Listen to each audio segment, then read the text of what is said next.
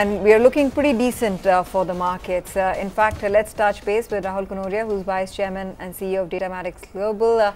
Rahul, it's great to have you on the show. Thanks very much for taking out the time. Elaborate a bit on how you're revitalizing your portfolio offerings with newer technologies and transition from BPM to IT services. We'll talk about essentially your business plans going forward from here to boost revenues. Sure. A lot of focus on robotics. The process automation area is going extremely strong. We're getting a very good traction from all our customers on process automation. Robotics fits very well into that piece. The other large area is around fare collection.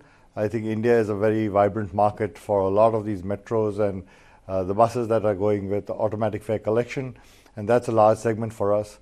The other area that's looking very attractive to us is the cloud area.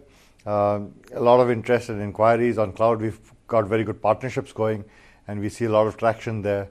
So when we put all these clouds, fare collection, robotics all together on the back of mobility, plus we acquired a company about a year ago in the mobility space, and there once again we're getting a lot of traction.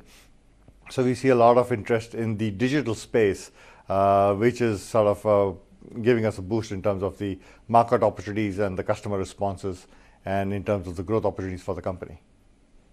Put some numbers to it, because like you're rightly saying, there is AI, analytics, robotics, and then there are emerging, technologies like blockchain as well as LOT too. Yes. No, we are not playing in the blockchain area, okay. Although we have done some R&D in that space, but nevertheless we're not going aggressive with that space.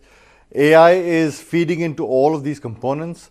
AI in itself does not sell, but when you plug it into some of the BPM processes or the technology areas, it adds as a value-added component.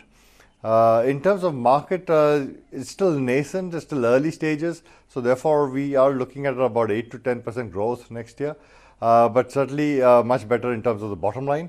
Year after will be more attractive because we will have established a base already with what we have.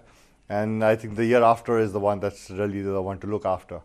But next year we'll be looking at about 8 to 10% in terms of growth. What does the order book stack up to right now, and what's in the deal pipeline?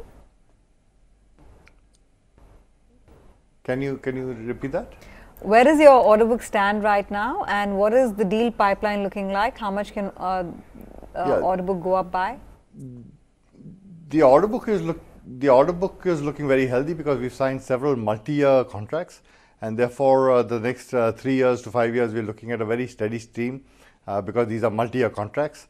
As I said earlier, the revenue growth for next year is about 8 to 10%, but the year after and the year after that should be better because these are multi-year deals, and therefore the overflow of revenues into the second and third year will be very solid, and therefore all the growth prospects will be higher than that. Fair point. So finally, so Rahul, we are about 910 crores last year, and the order book is looking.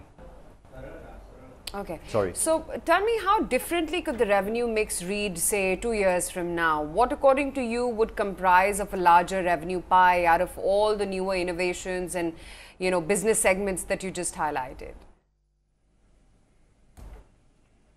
So I think our digital footprint is right now about 10%. And the next 3 years, I suspect that will be in the vicinity of about closer to 50%, 45–50% would be the digital revenues that we're looking at. So traditional legacy business, so to speak, will be shrinking, not in terms of absolute size, but in terms of the growth rates. And the digital one will take a larger chunk. And there we are seeing growth rates of anywhere between 50 to 100, 150%. So the newer technology areas are growing very, very rapidly. And I think by the time they catch up and overshoot the legacy business, we are talking about 2 or 3 years from now. So I'm looking at a digital footprint of about 40 or 50%.